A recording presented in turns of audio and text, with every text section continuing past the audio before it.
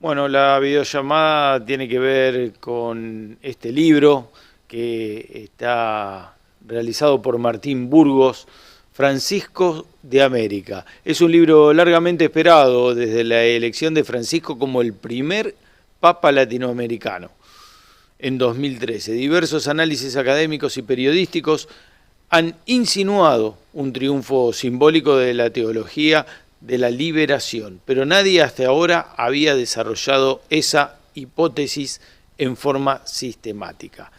Lo tenemos del otro lado, a Martín Burgos, que él va a saber hablar mucho mejor del libro de lo que podemos nosotros leer. Martín, muy buenas noches, ¿cómo estás? Muy buenas noches, ¿cómo están? Muchas gracias por el llamado.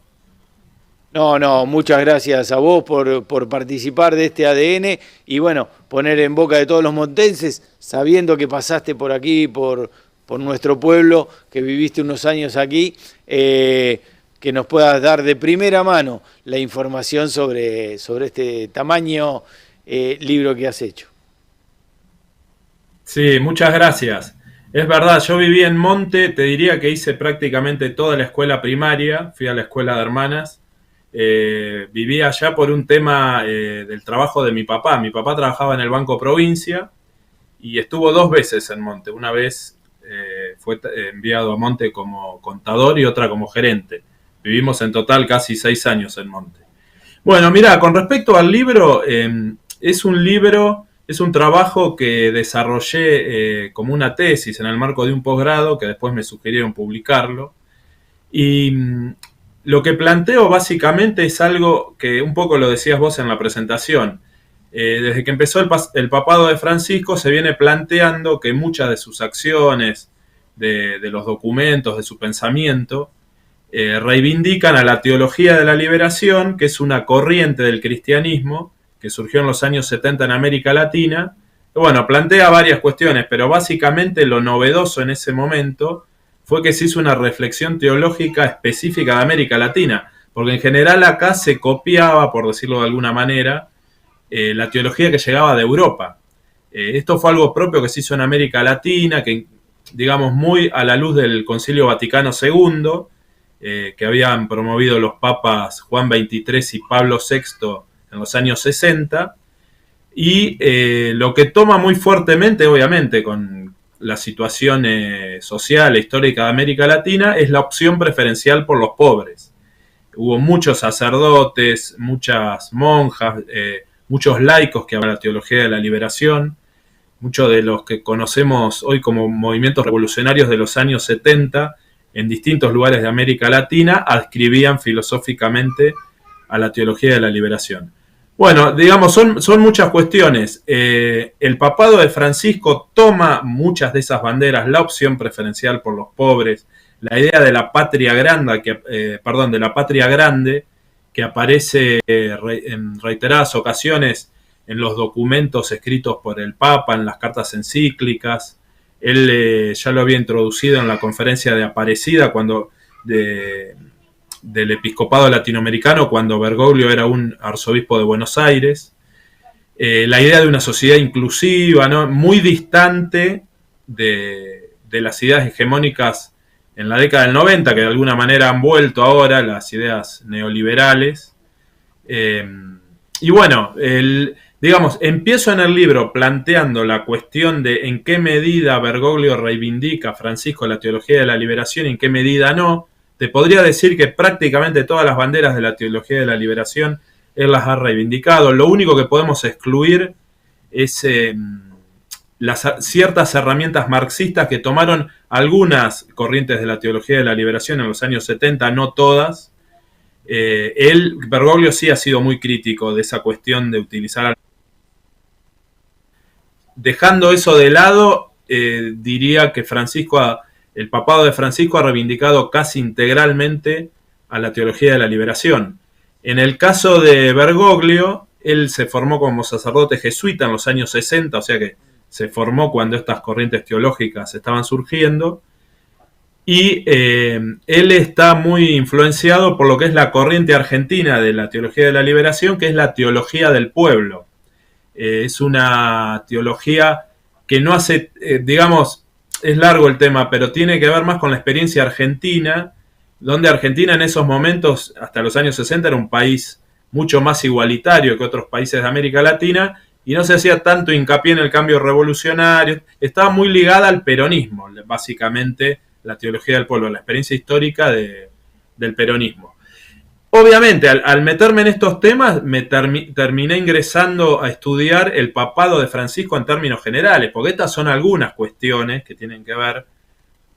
Estas cuestiones tienen que ver más con la posición de la Iglesia frente a la sociedad.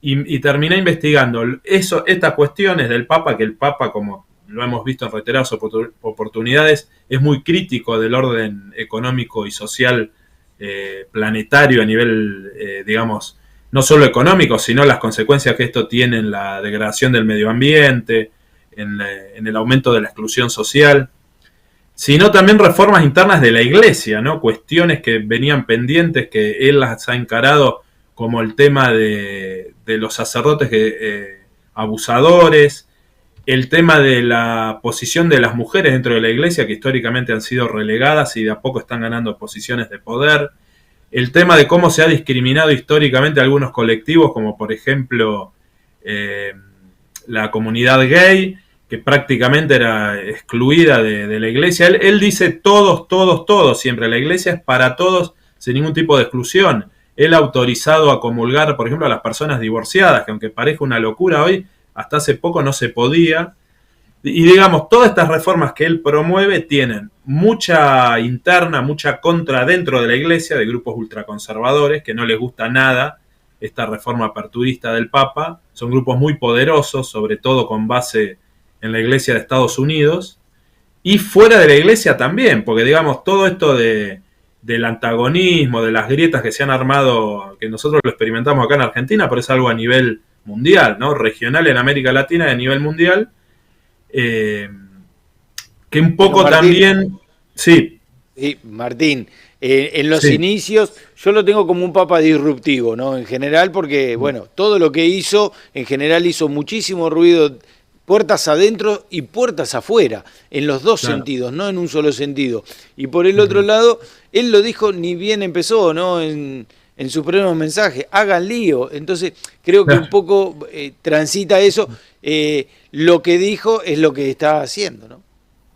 Por supuesto. Esa frase que vos mencionás, que él la dijo en el primer encuentro de la juventud que él encabezó en Río de Janeiro, es muy simbólica y hay que mover las estructuras. Él dice de ir afuera, la Iglesia tiene que salir del encierro en sí misma. Teníamos una Iglesia que él dice todo el tiempo se miraba al ombligo y tiene que salir, y él habla de ir a las periferias geográficas, existenciales, a los sectores más postergados de la sociedad.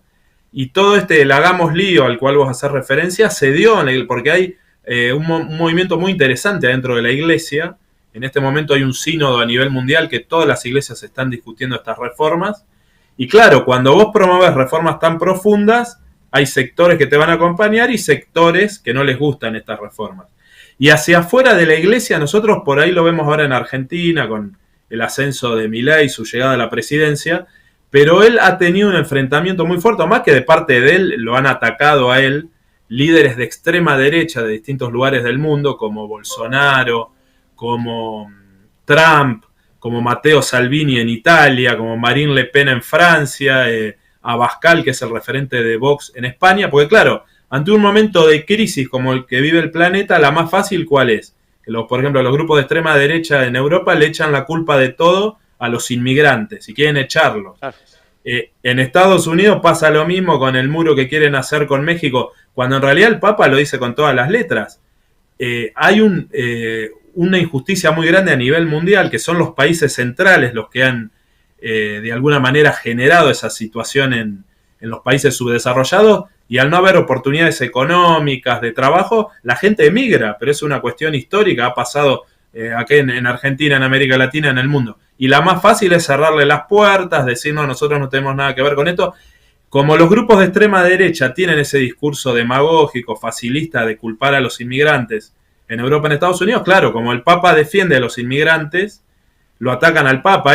Una de las primeras acciones que hace Francisco, ni bien sube como papa, él va a la isla siciliana de Lampedusa, en el sur de Italia, que recibe todo el tiempo estas embarcaciones que cruzan el Mediterráneo de gente que proviene del norte de África, que es gente que, digamos, en esos lugares lo más común es encontrar cuerpos flotando en el agua por naufragios, porque muere gente todo el tiempo. Han muerto en los últimos años más de 30.000 personas en el Mediterráneo.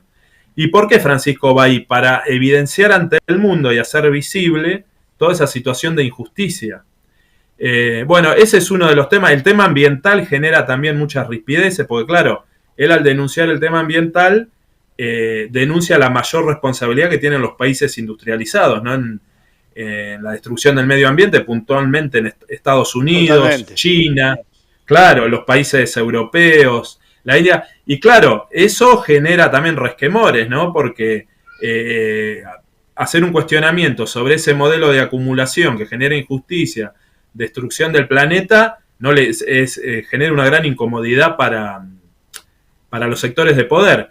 Y yo, mira, terminé el libro, lo cerré, porque después que hice la defensa de la tesis seguí un poco investigando, justamente a fines del año pasado, cuando gana Milei acá, porque digo, bueno, es como que acá en Argentina empieza otro periodo también, y ¿sabés lo que me pareció muy interesante? La presidencia de Bolsonaro en Brasil, que anticipa algunas de las características de Milei, no son exactamente lo mismo, aunque tienen mucha relación entre ellos, mucha afinidad. Pero Bolsonaro fue muy crítico del Papa. ¿Por qué? Porque Bolsonaro aplicó una política muy similar a la que está aplicando el actual gobierno nacional en Argentina, con el agravante del avance sobre el Amazonas. Hubo una tremenda tala, una destrucción del Amazonas impresionante. Vos seguramente recordás, ni bien subió Bolsonaro, los incendios en el Amazonas. Él habilitó la tala indiscriminada, eliminó los organismos de control que había creado el Estado brasileño. Y el Papa convocó especialmente un sínodo en el Vaticano sobre la Amazonia y lo denunció abiertamente este tema. Claro, Bolsonaro le dijo de todo. La iglesia brasileña, que ha sido una iglesia históricamente más popular, por decirlo de alguna manera, que se afianzó mucho con el liderazgo de Francisco, tomó ese liderazgo opositor a Bolsonaro, por decirlo de alguna manera, no solo por el tema ambiental, sino por el tema social. En ese momento en Brasil el PT, que era el principal partido de oposición, estaba un poco de capa caída porque Lula estaba preso, habían perdido una elección después de muchos años, y ahí me pareció muy interesante porque fue la Iglesia Católica un poco la que tomó el liderazgo opositor, lo cual le molestó mucho a los sectores de poder que estaban detrás del proyecto de Bolsonaro. Y digo, si bien nunca es exactamente lo mismo, me parecía que en Argentina con el tema de Milei podía pasar algo parecido. Y lo está pasando, porque la Iglesia tiene una postura muy crítica sobre las actuales políticas económicas del gobierno, denuncia el tema social, y bueno, al gobierno no le gusta. Ya Milei había hecho declaraciones en contra del Papa, que vos las recordarás, y lo había insultado incluso. Y bueno, es el mundo actual. Y digamos, ¿qué me parece interesante en este mundo actual? Es el cambio de lugar que ocupa la Iglesia Católica. La Iglesia Católica, hasta no hace muchos años, tenía una posición más conservadora, más cercana al poder económico, cambiaba según el país.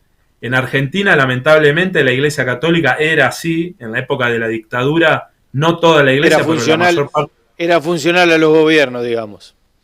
Era funcional a los gobiernos, exactamente, y al poder económico. Claro, y al plantear estos cambios, Francisco ubica a la Iglesia en otro lugar, más cercana a la gente, a los sectores populares, y hace cuestionamientos fuertes. Digamos, me parece muy interesante, porque esto también es algo que por ahí me ha pasado a mí y a mucha gente. Volvimos a creer en la Iglesia, porque muchos que teníamos formación católica de chicos, que no nos gustaban ciertas cosas que pasaban en la Iglesia, decimos, bueno, ahora, mira, yo te cuento un caso personal mío. Una de mis abuelas era profesora de catecismo.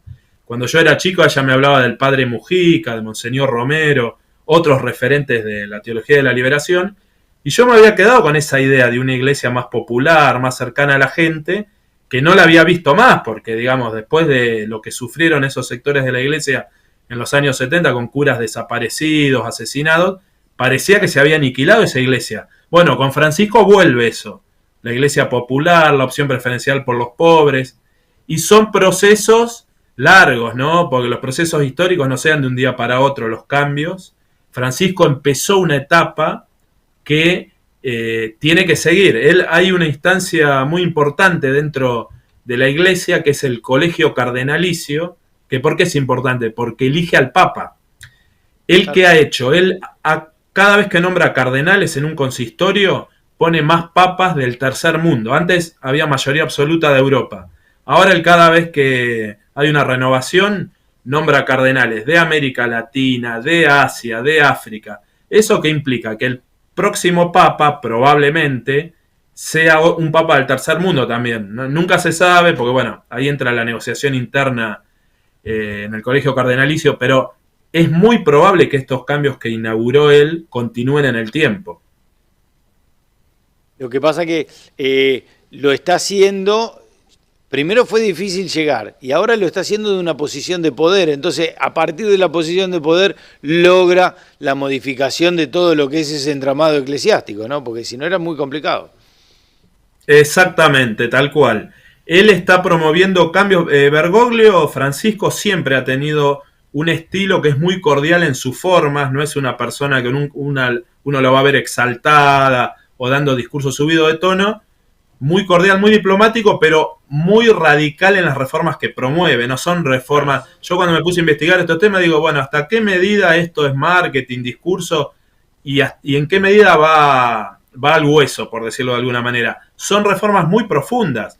Por ejemplo, en el tema de los abusos de los sacerdotes que abusaban, ¿cuál era el problema ahí? Porque no eran...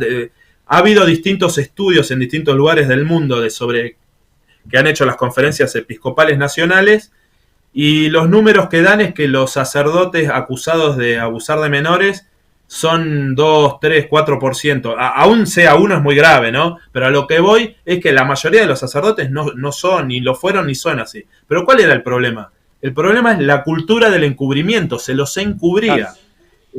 No se colaboraba con la justicia para... Además es contradictorio con lo que dice la Iglesia, ¿no? El encubrimiento. Justamente eso es una dicotomía ahí. Totalmente, más grave si lo hace un pastor de la Iglesia, por supuesto.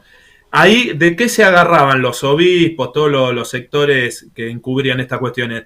Del secreto pontificio, que decía que todas estas denuncias quedaban en el ámbito de la Iglesia y no intervenía la justicia civil. Entonces, claro, la mayor parte de las denuncias quedaban impunes. Lo que hizo Francisco fue abolir el secreto pontificio. Ahora, ante una denuncia de estas características, todos están obligados a ir a la justicia ordinaria. Expulsó a cientos de sacerdotes alrededor de todo el mundo. Por primera vez en la historia se expulsó un cardenal de la Iglesia, un cardenal norteamericano, el arzobispo emérito de Washington, que tenía denuncias de esta característica, cosas que no se habían visto nunca. Echó a todos los obispos de Chile. Nunca se había dado tampoco que se le pida la renuncia a todos los obispos de un país por los escándalos tremendos que en su momento salieron a la luz en Chile, que fue uno de los países más sacudidos por este tema. Otra área en la que avanzó mucho es el tema de los espacios de poder para las mujeres dentro de la Iglesia. Por ejemplo, la actual vicegobernadora del Vaticano, viste que el Vaticano es una ciudad-estado. Sí. Además del Papa tiene un gobernador, una vicegobernadora. Bueno, la vicegobernadora es una mujer, es una monja franciscana italiana, Raffaella Petrini, una economista con una formación muy sólida, que era impensado que el gobernador es un sacerdote español, pero hasta hace pocos años era impensado que una mujer iba a ocupar dentro de la Iglesia un lugar de tanto poder, y se ha dado la paradoja de que esta monja, Raffaella Petrini, es jefa de un montón de sacerdotes, de laicos varones, que jamás habían tenido una jefa mujer. Por ejemplo, los museos vaticanos, que es el área, digamos, más importante en cuanto a la recaudación cotidiana del Vaticano, porque van muchos turistas todos los días. Bueno, ahí también puso una mujer, a Bárbara Hatta, que es una historiadora del arte italiana, también un lugar históricamente manejado por varones. Bueno, ahora la jefa es una... después en el Vaticano, en la curia son muy importantes los consejos de administración, históricamente manejados por obispos, sacerdotes. Lo llenó de mujeres también. Son reformas que se van dando de a poco y que son muy saludables. Hay sectores que le piden más, pero bueno, por supuesto que quizás en algún momento va a haber sacerdotisas y sería deseable, pero digamos, los cambios no se pueden dar de un día para otro en una institución que tiene más de 2000 años de antigüedad. Creo que demasiados cambios ya hizo y en algún momento yo lo pensé, como lo debe haber pensado mucha gente, que los cambios que estaba haciendo le podían doler a alguien en situación de poder y podría llegar a un final drástico, ¿no? Con lo cual es bueno poner paño frío y que vaya avanzando en todas las reformas de la Iglesia en forma paulatina, ¿no? Sí, sí, vos sabés que esto que Bergoglio... Bueno, mira, hay un dato que no lo conté al principio. Para mí fue clave en el trabajo que hice. Mi director de tesis fue una persona muy amiga de Bergoglio de toda la vida, porque creó la carrera de Relaciones Internacionales en la Universidad del Salvador en los años 70, cuando la Universidad del Salvador era administrada por los jesuitas, y Bergoglio era el provincial general de los jesuitas en Argentina. Bueno, José Paradiso se llama él fue muy importante porque él me fue orientando y me dijo, mira, avanzá por este lado sí, por este lado no. Y una anécdota que Bergoglio, bueno, él siempre me lo decía y lo muestra públicamente, Francisco es una persona con mucho sentido del humor y eso lo ayuda, digamos, a lidiar con tantos obstáculos todos los días.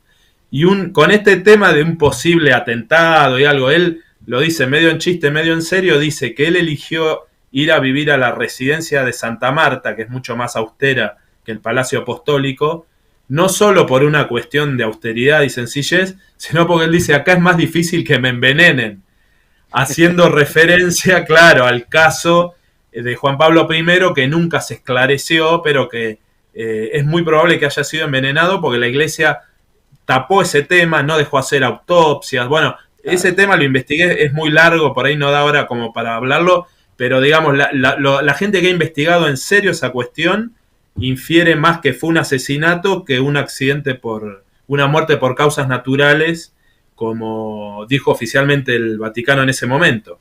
Sí, son está en un lugar muy complicado por lo que hablamos, dentro de la Iglesia y los ataques que recibe fuera de la Iglesia también. Claro, es totalmente lógico con los temas que toca. Martín, muchísimas gracias por la nota, muchísimas gracias por esclarecernos bastante de lo que tiene el contenido del libro y en algún momento vamos a hacer otra, pero me vas a tener que contar el paso a paso de cómo fue que realizaste este libro. Francisco de América, a cargo de Martín Burgos. Muchísimas gracias, Martín. Muchas gracias a vos y recuerdo que el libro lo presentamos en Monte, en la parroquia San Miguel Arcángel, este sábado 14 de septiembre a las 20 horas. Después que termina la misa del Padre Daniel, al toque ahí a las 20 empezamos con la exposición del libro. Así que están todos invitados. Ahí estaremos. Muchísimas gracias. Y quiero gracias, decir Martín. también sí. que lo último, que en estas charlas, a mí me gusta justamente que sea una charla debate, un intercambio, como la charla que estamos teniendo con vos acá, no solo una exposición unilateral mía, porque son temas muy amplios y a la gente le interesa, por ahí a algunos le interesa más un tema, a otro, así que la dinámica, la idea de la dinámica es esa, un ida y vuelta y que todo el mundo pueda participar. No va a ser una presentación unidireccional, sino que va a ser bidireccional. Exactamente, un ida y vuelta, exactamente. Lo vamos a hacer tipo entrevista entonces. Muchas gracias, claro, Martín. Sí. Gracias a vos. Buenas noches. Gracias. Y bueno, ahí lo teníamos a Martín que nos contaba, la verdad que era para escucharlo horas y horas, porque los temas que toca son todos los temas que fueron tabú durante mucho tiempo y que la Iglesia los está dando vuelta en cierta forma. Por ejemplo, el tema de haber abierto las investigaciones a lo que es la justicia fue algo complicado, me imagino, y ya se hizo. Pero bueno, como esto, muchas cosas más. Todos los interrogantes que le hayan surgido durante la entrevista, me parece genial que vayan el sábado a las 20 horas a la presentación del libro y le pregunten todo lo que quieran preguntarle directamente a Martín, que lo van a tener de primera mano del autor, lo cual no es simple y no es sencillo. Así que bueno, nosotros con esto nos vamos a una segunda pausa. En este informativo volvemos.